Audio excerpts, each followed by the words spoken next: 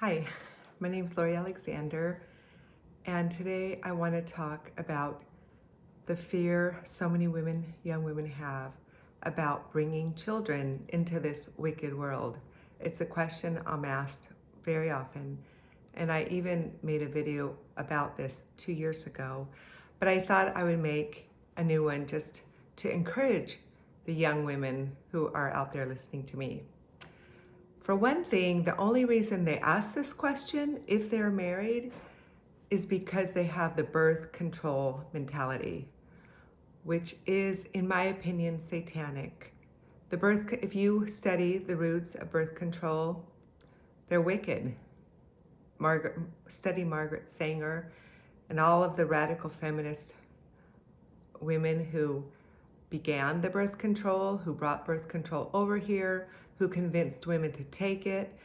It's led to promiscuity, millions of unborn babies being slaughtered in their mother's womb, women not even getting married anymore, not making that decision after marriage to not even have children.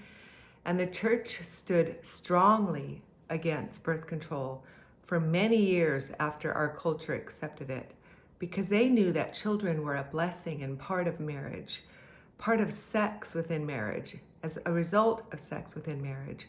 So if you're married, get rid of that birth control mentality. If you're married and you're having sexual intimacy with your husband, expect to have children if you aren't infertile. Expect that you will have babies and raise them to be godly offspring.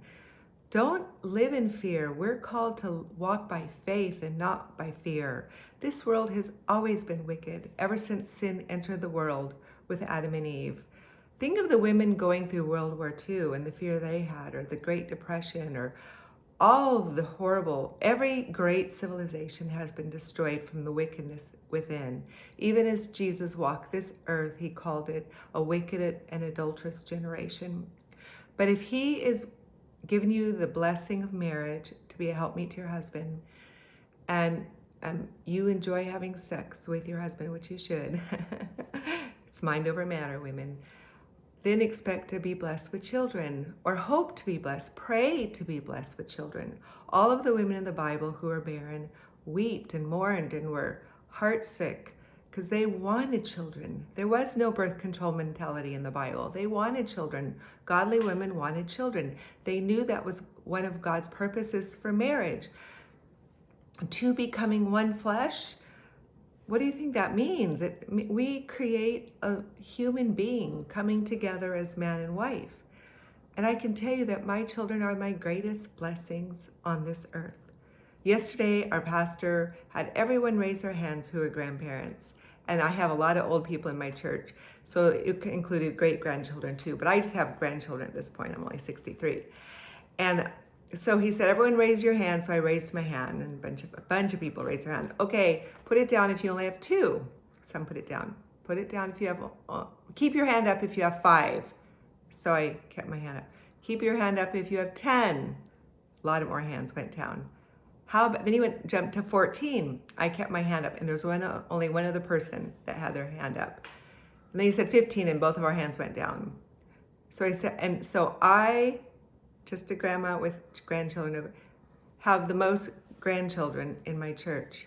This generation after us has stopped having children, and if they do, they only have 1 or 2.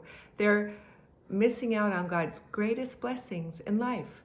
I spend so much time with my grandchildren. My children, 3 of them live close to me, so I see them often. I care for them. I don't like to babysit because I'm caring for them and loving them and training them and teaching them, when I'm with them.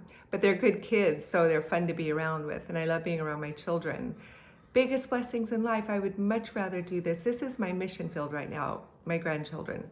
I don't need much. I do have a ministry outside of my home because I love teaching young women and mentoring them and writing for them and encouraging them and even rebuking them and exhorting them. But my main ministry right now is to my husband and my children and my grandchildren. And that's what I love doing. And it's a mindset. You reap many blessings. My grandchildren love to sit on my lap. They love coming to grandma's house In fact, my oldest daughter was infertile for many years and she had a miracle baby. And he is 2 now. And before he was 1, when they were turning left out of their truck instead of right to my house, he would just start crying. And they had no idea, why is he crying? And my daughter's husband finally figured out, it's because we're not going to Nana's house. And so every time they turned left instead of right, he would cry. When they were coming home from a 6-hour trip, going anywhere in the vicinity of my home, he'd point to my home as a little toddler and cry, Nana's house, Nana's house. And if she wakes him up early and say, you're going to Nana's house today, meaning in a couple hours, he'll stand at his front door just going, Nana, Nana, And they cuddle with me. They love me reading to them and feeding them and watching them outside, playing with them. Women, you're missing out on the biggest blessings.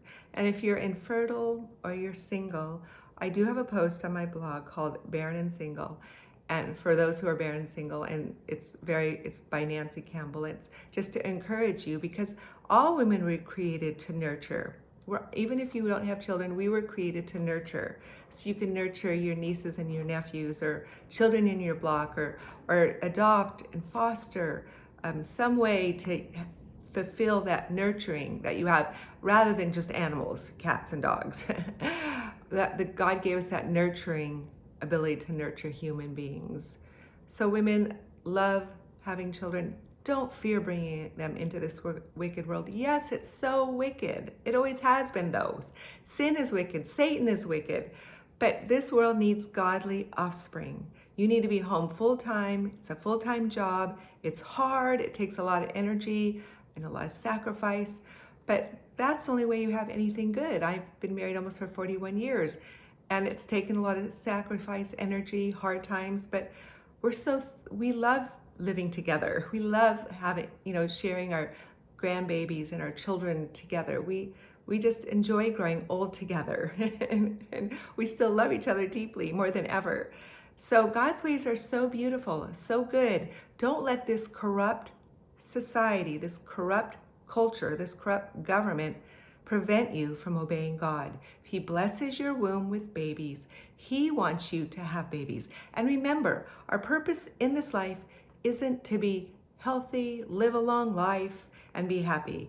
It's to glorify God in all that we do and to be reconciled to God, our Maker. Because we don't fear the virus, we don't fear disease, we don't fear persecution, we don't fear death, because the minute we die from any of those things, we will be ushered into the presence of Jesus Christ and live on the new earth forever, where there will be no more suffering or pain.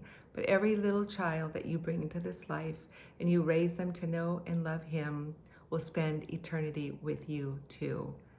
No greater joy than to have children who walk in truth. I can attest to this because my 4 children walk in truth, and there's no greater joy. Walk in faith, not in fear, women. Bye.